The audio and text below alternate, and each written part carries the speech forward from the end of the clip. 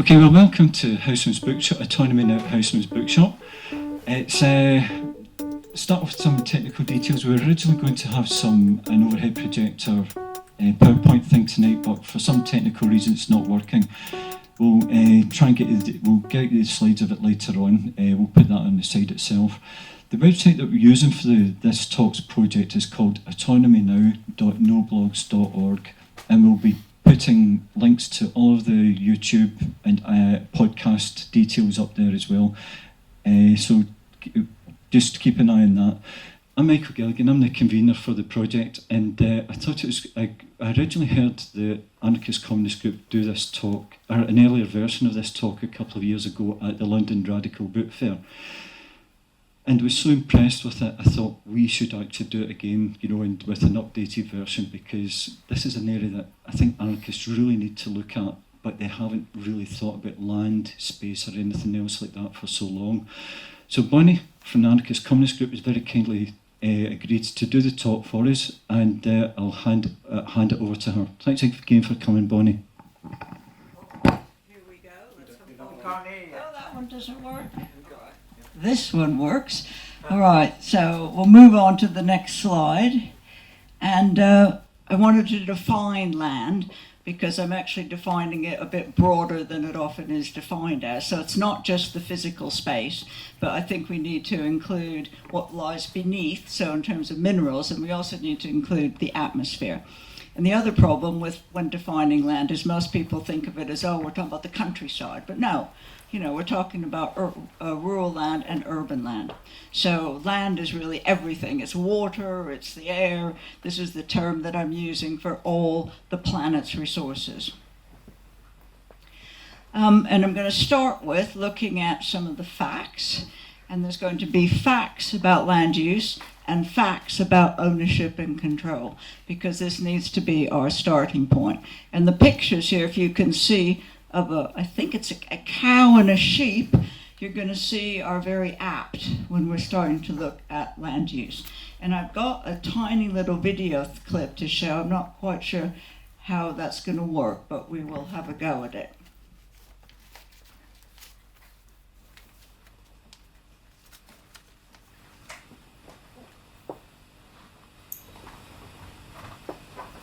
Is it connected to Wi-Fi just now? Oh, yeah, I did. This is all. Okay, Just a technical issue. No. What does the United Kingdom really look like? To get a better sense of proportion, let's go on a 100-second walk across our nation. Each second of the walk reveals 1% of our lands and how they look from above. Are you ready for the UK in 100 seconds? We walk through 22 kinds of lands that have gone in a blink.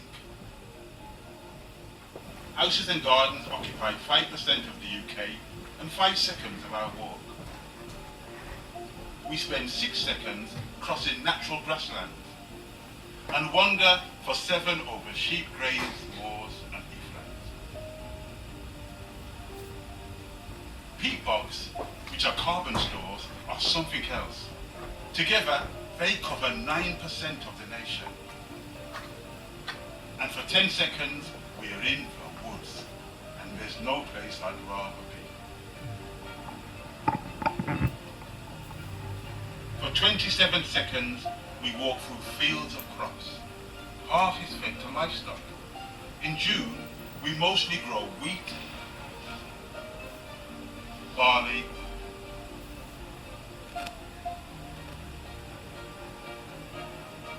oil seeds, peas and beans, corn, oats and vegetables.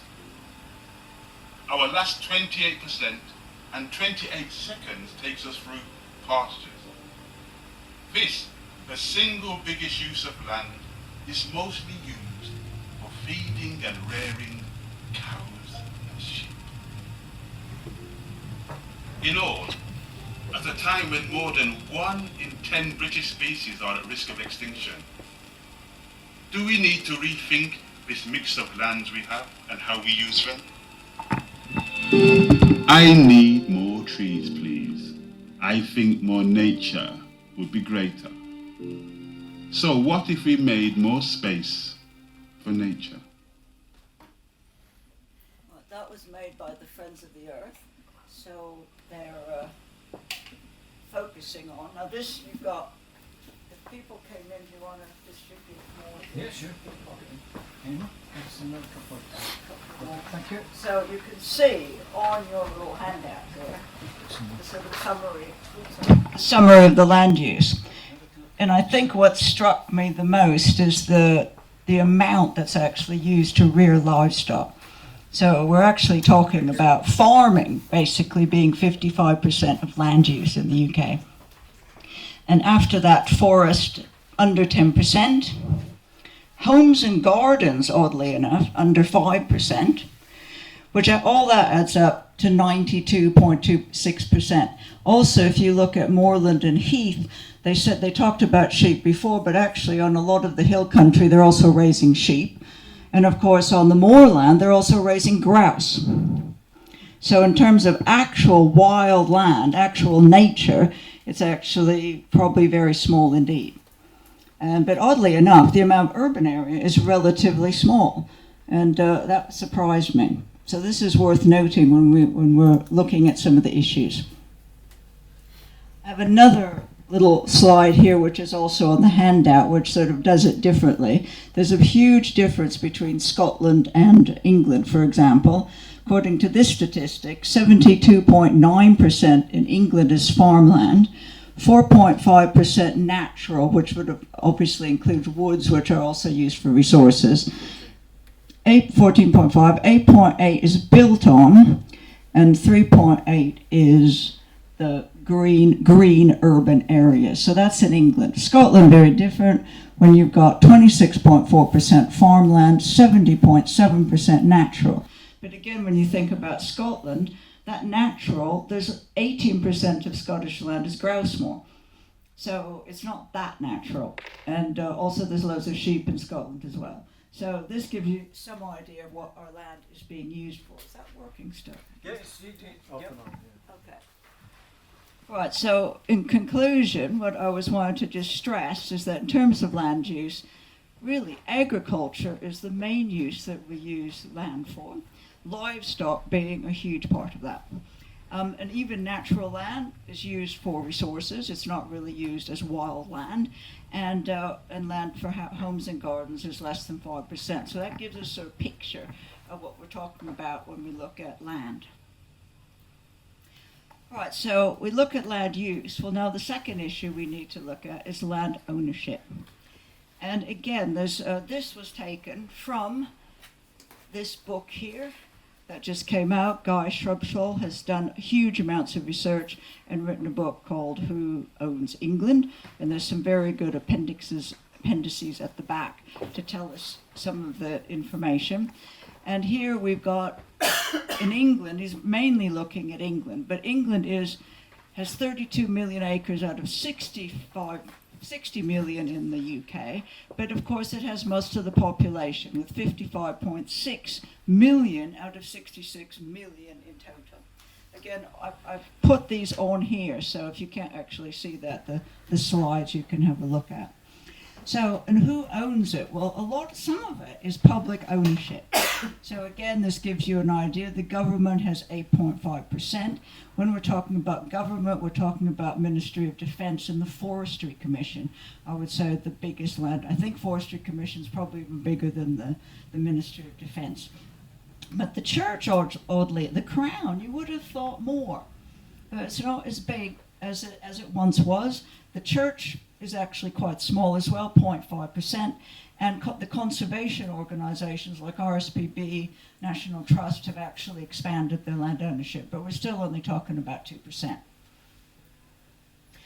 course, so most of it is private ownership, and so land owned by companies is 18%, and according to Guy's book, 2% of that is overseas, so not as much as you might have thought, but still fairly important, I would have thought. And then you're just general private landowners at 69.6%. This is Charlotte Townsend in the photo here, who, because I did some of this talk at the Dorset Radical Book Fair, so I wanted something down their area. She's one of the biggest landowners down in Dorset, and she's really into her hunting and shooting. And as you can see, well, you probably can't see, but there she is with her horses. And she was also very big on her badger cull. And I think some of the protesters actually managed to stop one of her badger culls that she was doing. She also happens to own, whether it's Holland Park itself or land around Holland Park, but she owns a substantial amount of land in West London around the Holland Park area. So this is just one of many of the landowners. Right, so again, facts, sometimes a bit hard to come by, as I'll say in a minute, but we've got a few here just to give you some idea. 69% of land is owned by 0.6% of the population. 70% of land, as we've just seen, is agricultural, and 150,000 people own all of it. UK housing is concentrated on 5% of the country's land mass, so people owning their own home represents a small amount of total land ownership. So again, it gives you this picture, of not only the land use, but actually who's actually owning it. Other facts: 1/3 of all land is still owned by aristocrats, the people who were descended from the Duke of Normandy when he came over, and he handed land over to all these people. In Scotland, Andy Wightman found that 432 people own half the land in Scotland. And another fact, the property wealth of the top 10% of households is nearly 5 times greater than the wealth of the bottom half of all households combined. So these are just a few little statistics to have the basic fact that land in Britain is incredibly unequally distributed. Scotland worse than the rest of the country, but nevertheless it's bad here as well. So it is a really major issue. So all these people that have bought their own homes and everything, even though the home is actually owned by the bank for the most part, we haven't made a dent in land ownership. Now the other problem, of course, is that statistics I've given you have been found by people like Guy, people like Andy Wightman in Scotland, with great difficulty, because there's not an open and transparent land registry. You can't just go to the land registry and find all this stuff. It really takes a lot of work, because you can only find out who owns something once it's bought and sold. But of course, if you're an aristocrat, you've never bought or sold it. So all this land is really still, we don't really have the full figures. So this is an issue. So, the church as well, so even the figures I've given you aren't completely accurate, because we don't know exactly who owns what. But I think they give us enough idea to the conclusion, of course, that it's unequally owned. So in my conclusion on this, I've just got another 2 examples, which I think are on this as well. Duke of Westminster, 129,000 acres. Large part, of course, we all know in London. But, of course, he's got a grouse moor, too, lurking about the rest of the UK. And he's just bought something else. I can't remember what it was. I think he's just bought something else up in Scotland. And we are now talking about the son, because the old boy died, and we now have this young guy sort of gallivanting around with various girlfriends on his arms and some massive amount of wealth. Then this other guy that I just found out about, Count Luca Paduli. Now, have you heard of Count Luca Paduli? I had not heard of Count Luca Paduli. Now, Guy actually does mention him in his book. I'll just sort of try to recap what he's found. Everything's registered offshore, and he's been a very shadowy figure. But they have found that he owns, there's something called Alban Wise Farming Limited. So he's got this huge sort of farm out in Norfolk somewhere. But he also owns something called Wallace Estates. And Wallace Estates is known for owning land and then giving leases to people. And there's been quite a lot of information has come out recently about how people with leases on his land have been really ripped off, and they're really struggling to survive. So, but this is all unknown. No one ever heard of this guy. But this is the kind of person that's owning land, registered in Jersey or somewhere like that, but has enormous effect on our lives.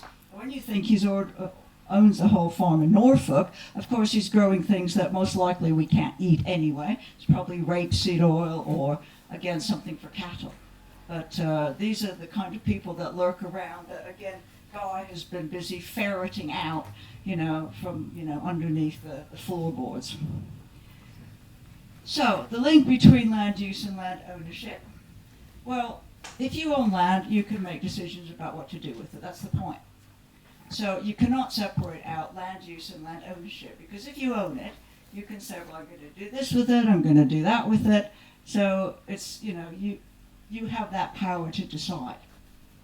Now, obviously, the private landowners are going to be doing what gives them the most profit. And of course, there's other things that come into, like what you get a subsidy for, things like that, and they get huge amounts of subsidies. Guy in his book, again, sort of documents some of the subsidies that they get. And they're getting huge amounts of public subsidies for just being, the Duke of Westminster and people like that from the taxpayer, because, they're farmers. So, of course, they get subsidies. And the people who own grouse moors get subsidies for raising grouse. Raising grouse, so a few rich people can come and shoot them. And burning peatlands. And burning exactly. Yeah. So things are happening that are affecting our livelihoods, but also our planet, because these people own the land and can decide what to do with it. Up in Hebden Bridge, for example, there's another estate, and the people who live in Hebden Bridge felt that one of the reasons they had so much flooding was because of all the heather burning and everything that happened on the grass mill. Now, on public land, you would have thought, oh, great, that's better. The public will be okay. But unfortunately, it's not really that we have much control over what happens on public land. The planning system, if anyone, do you want to hand some of these people just for? The planning system, if anyone has tried to come up onto the planning system, realizes it's just impossible. And you have to be an expert. You've got to have huge amounts of spare time to deal with it, to contest, planning applications. It's very, very hard. And also there's an inequality, because those people, the developers, they can appeal if their planning application is turned down, but the community cannot appeal. Wow. So there's not even equal, power in terms of the very complicated planning system that we have. And so, and also the government is very, very influenced by the interests of, corporations, et cetera, the farming lobby is very strong. So, the whole planning system is rigged against us as well. So people who think, oh, we've got the planning system to sort of control land use, really, I think we're sadly mistaken. All right, so, but our message is this land is our land. And this has been a message that, there was a magazine that still exists, actually, called, I think, This Land is Our Land. And it's been a slogan amongst people for centuries, this message. Here, you probably can't see, but this is in, I think, South Africa, where people have been protesting. And over here, of course, we've got the Amazon, where the indigenous people have been thrown off their land, and everything to do with the Amazon burning. So all over the world, people are having to fight land grabs, and from corporations, from cattle growers, from mining interests, etc. So why is land important? It's, as Michael said, it's something that we often sort of ignore and we don't talk about it. But really, land is the basis of all wealth. Everything comes from the land, directly or indirectly. So materials to build shelters, clothes, everything we need. The physical space we occupy here is on land. If we didn't have this land, if Housmans was not here, we wouldn't be able to have this meeting. One of the problems that we face all over London is that we have nowhere to go. We have no space that we can call our own. So land And also, even things like an inspiration for music, poetry, and culture. Nature and land, but even the city streets and everything is all part, of our culture. It's our life, and therefore it's absolutely critical.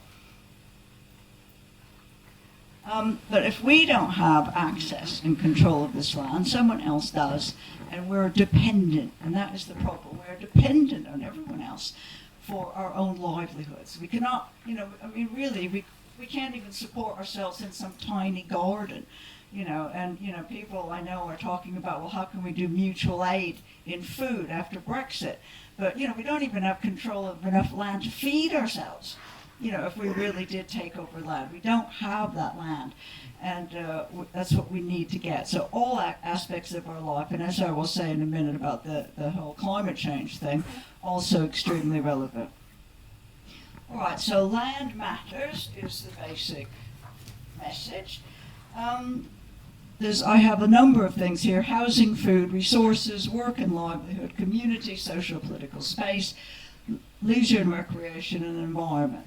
I'm going to talk mainly about the three. I've underlined housing, food, and environment. But obviously other things are important. There's an organization in London called Just Space that campaigns for community spaces and things like that. These are important struggles as well.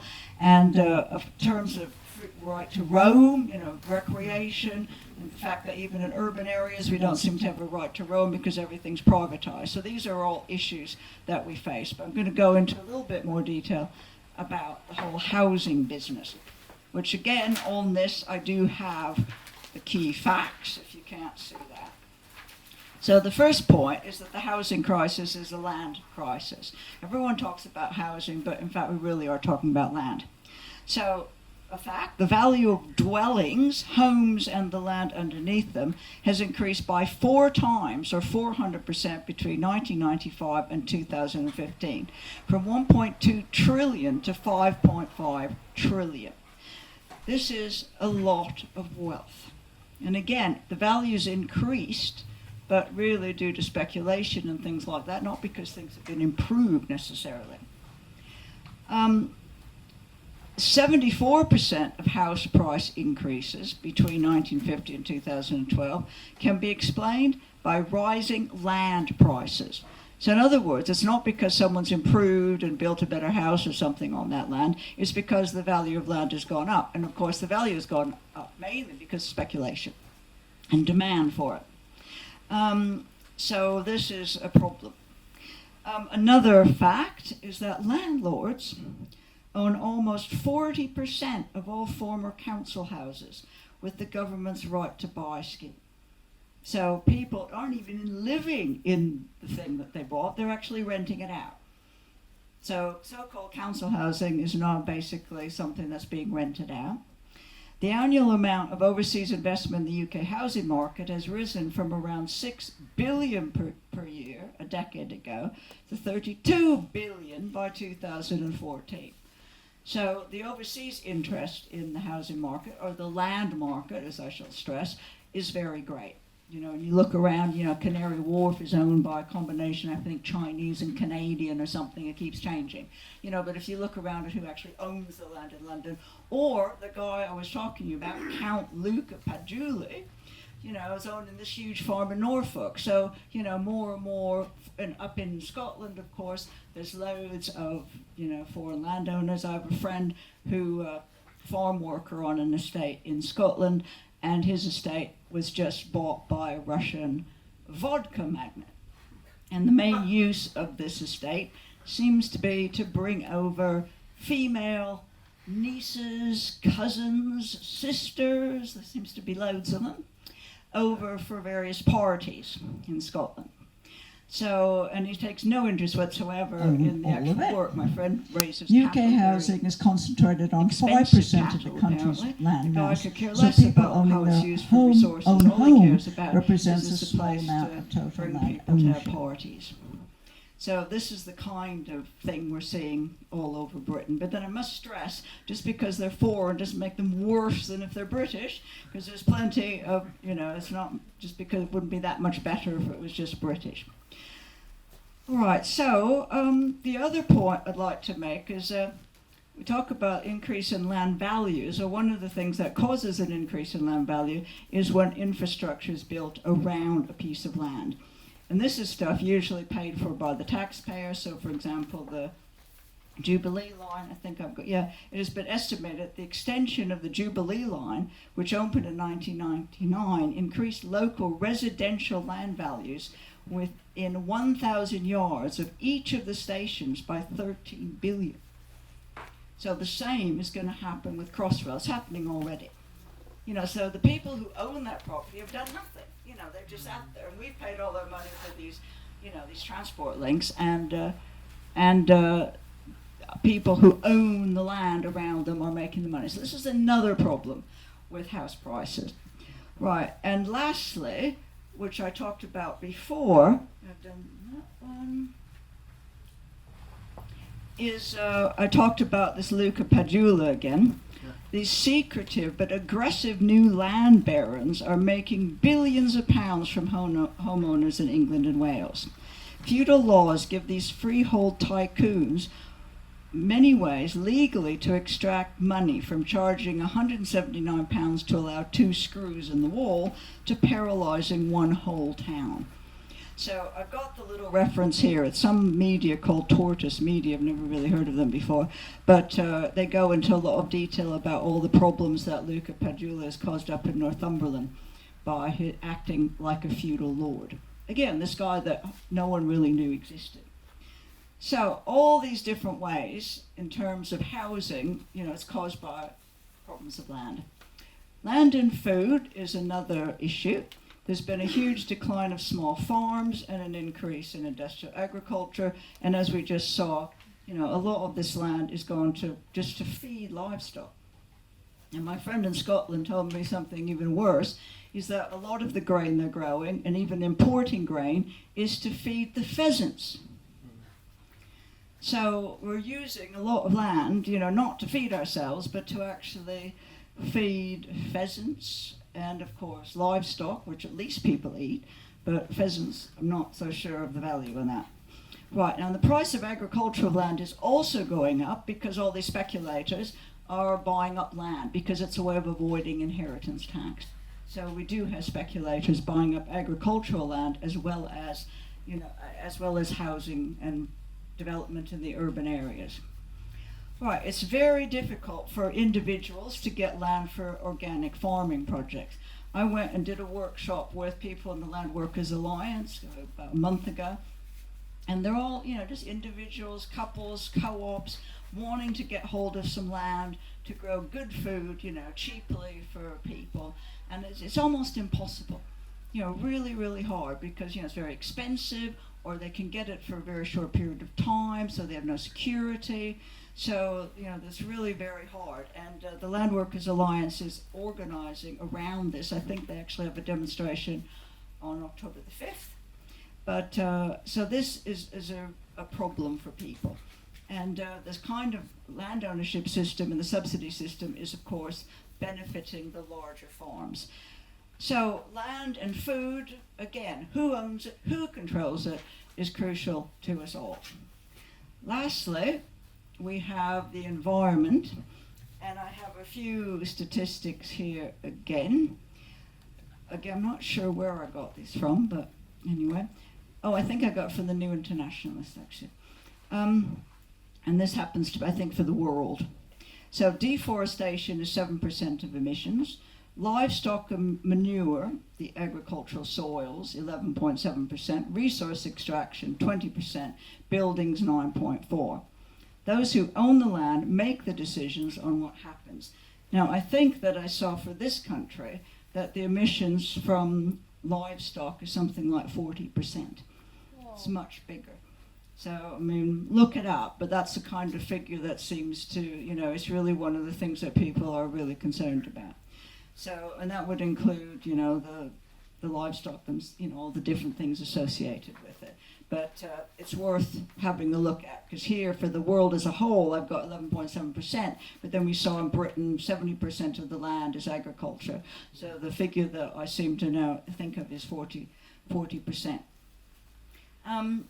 So obviously, then, for any kind of, I'll talk about that in a minute, for any kind of climate change campaign, you've got to look at land ownership.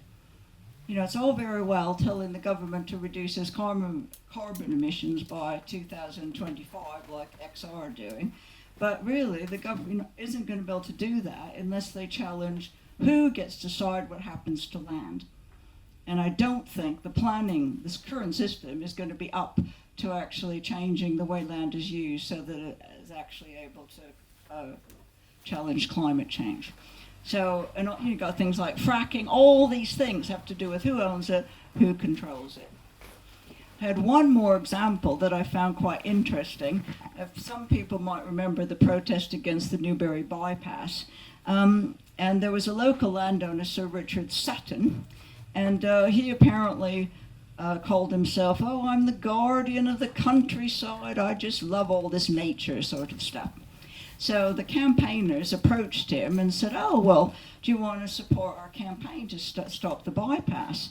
And he refused. Instead, he went immediately to whoever was doing the bypass and said, "Oh, I can provide the hardcore. I could dig out my meadows for gravel. And of course, I could build homes along the bypass and a golf course and hotels." I haven't been able to find out exactly what he did do by the bypass, but the landowner was able to support, because of the landowner, then the bypass was able to go ahead. And I read somewhere else, and I think it was in Guy's book again, there was another example where a lot of people bought up small patches of land, and because so many people owned the land, they were able to stop whatever the developers were going to do. So again, but then do we have the money for that sort of thing? It's difficult to be able to do that. All right, I'll talk a little bit about the efforts at the moment on land reform. I could go on ages about Scotland. Scotland is sort of leading the way to an extent. There have been 2 land reform acts, and the reason it's been able to lead the way is people like Andy Wightman and really a quite strong grassroots campaign. You know, it's in the Scottish mentality about the injustices of land ownership, so it's much more prevalent, it's much more in people's consciousness. And at least the rhetoric now is land used for public benefit, which is very different from the normal way we talk about land, which is land used for public profit, as private profit. Here they're actually saying land should be used for public benefit, all of it. And also they managed to increase in the community right to buy, which is something that started in Scotland. Quite a few examples of communities buying the land, but I have a but here in my presentation. Really, it doesn't really challenge land ownership on a very big scale. I think they're aiming for 2% of the land to be under community ownership, and they haven't reached that target yet. And we're sometimes talking about 6 families buying a small island or something like that. You know, they're not really getting to the heart of the problem of land ownership in Scotland.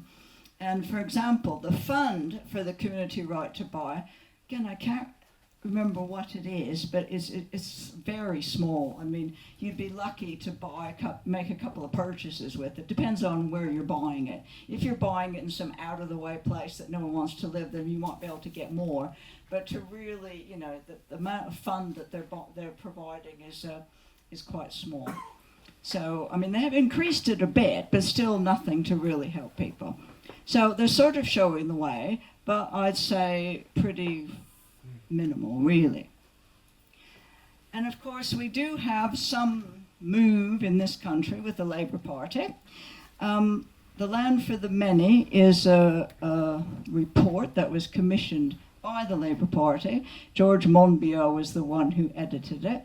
And I know some of the people who helped write it, and a group that I'm involved in that I'll talk about, People's Land Policy. We had someone talk to us about it. And there are some positive proposals. I mean, one of their main things is how to reduce speculation. But the thing is that they're very, very concerned about not wanting a crash in land and house prices, because they know that our economy is so dependent on rising house prices that they're a bit terrified of taking too drastic action. If you really reduce speculation seriously, yes, you would have a drop in house prices, but maybe that's what we need. Maybe people can comment on that.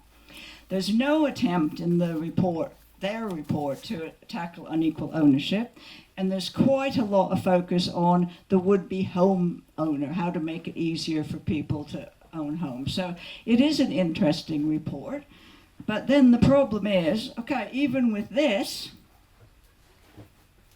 what's going to happen? It relies on the Labour Party implementing it. You know, I would say the proposals are good proposals, but on the whole not particularly radical. But even then, you've got several things have to happen. First of all, Corbyn's got to adopt the policies, and I've got a few things to say about that in a second, after hot from the Labour Party conference. And then you've got to actually get Corbyn elected, and then once if he is elected, well, then you've got to get them to implement the manifesto. I don't know which is the most unlikely, but really, I mean, I think certainly the third thing, you know, how many politicians have been elected with these fine manifestos that, for whatever reason, don't get implemented. But we haven't even got past the first one, as I'm about to show you. All right, so I don't think this is on the sheet. Let me just check. No, sorry, I've got to read this. All right. So what they have done from the Labour Party conference, very, very focused on housing. Fine. Policies, this is just a motion that got passed yesterday, I think it was. 155,000 socially rented homes a year. Fine. Stabilise house prices. Again, not reduce house prices, but stabilise with no indication of how they're going to do it.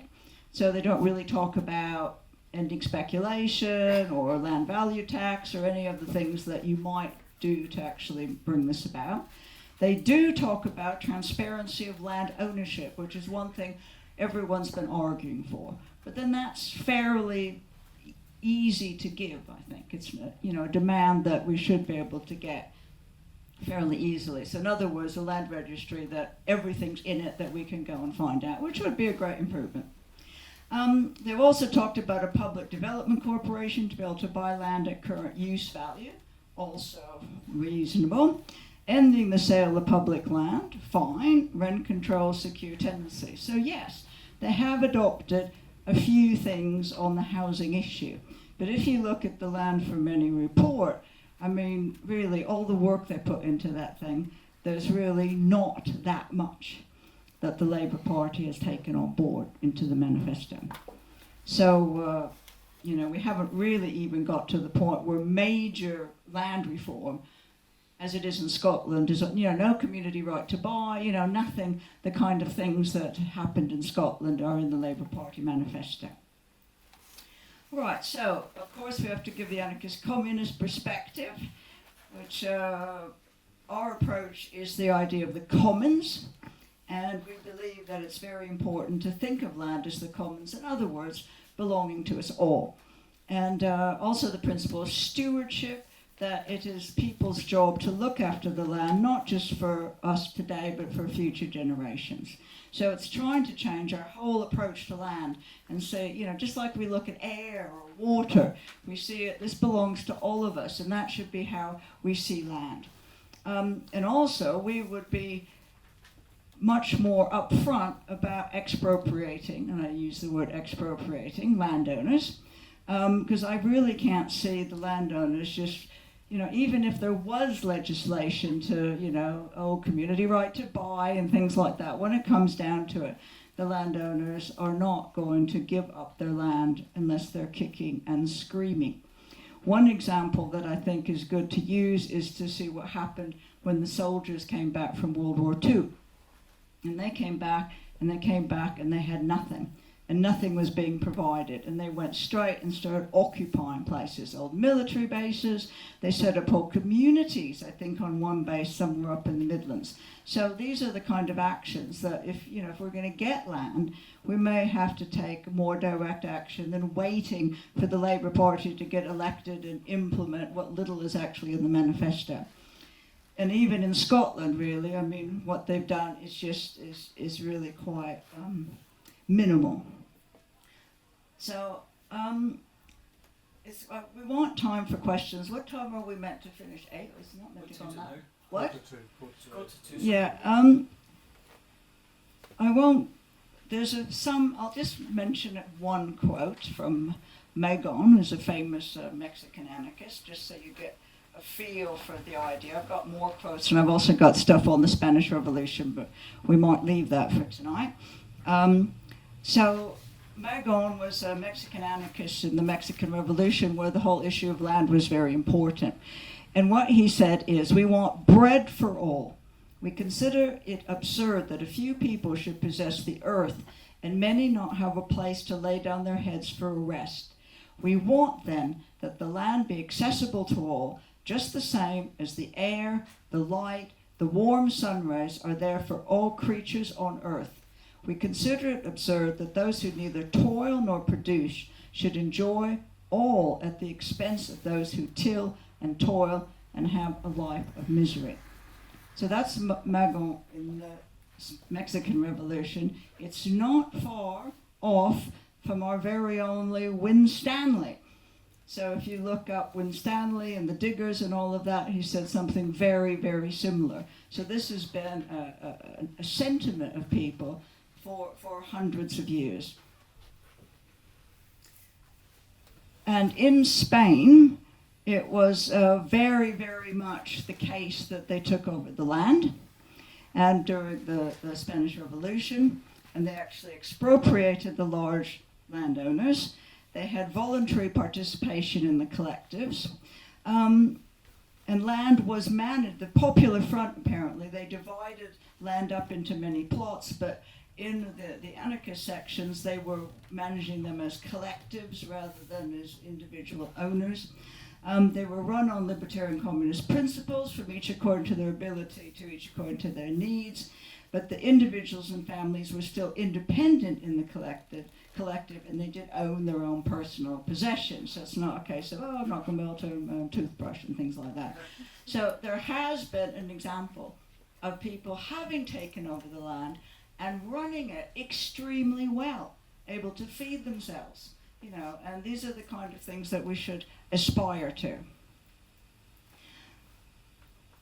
So lastly, I'm going to talk a little bit about this group that I'm involved in, which is not an anarchist communist group by any means. So it sort of grew out of the Land Justice Network, which has its own identity. It's called People's Land Policy. And this includes a lot of different people from different grassroots campaigns. And what we're trying to do is from the ground up, basically, not like the Land for the Many, which came up with the policies and then was trying to get support. We're trying to get support for a people's land policy. And we produced this brochure, and it's free, so I'll be handing it out to everyone later. But in with this people's land policy, without anarchists and revolutionaries, we're still talking about the land as a common treasury. We're still talking about the commons. We're still talking about these basic principles. And we're hoping that we can try to build a movement for, radical land reform in this country. And we're trying to do it again from the ground up by going around and talking to as many people as possible. So anyway, this is a brochure that we put together, and you can all have that one at the end. And particularly, if you have feedback on it, your views, there's quite a questions to answer, that you would email the address at the end. And lastly, and you have that on the handout, there's a number of resources, some of the information where I got this, but also some of the ACG. The ACG, we've got a pamphlet it's more on the sort of anarchist side, Land and Liberty. We've also got a pamphlet on Fight for the City, which is about the struggle in the city for control of land. And then, of course, there's this book by Guy Shrubsole, which is still in hardback, but it will be coming out in paperback soon. But it's just packed full. Again, he's not revolutionary or anything, but it's just full of good stuff. And it seems to me that just fighting for reforms around land can be incredibly revolutionary, and The last thing, actually, I'll say is that what we're very concerned about in the People's Land Policy, but it's also an anarchist concern, is the issue of sort of decision making and what's been called governance. In other words, it means how do we ensure that we all participate in decision making?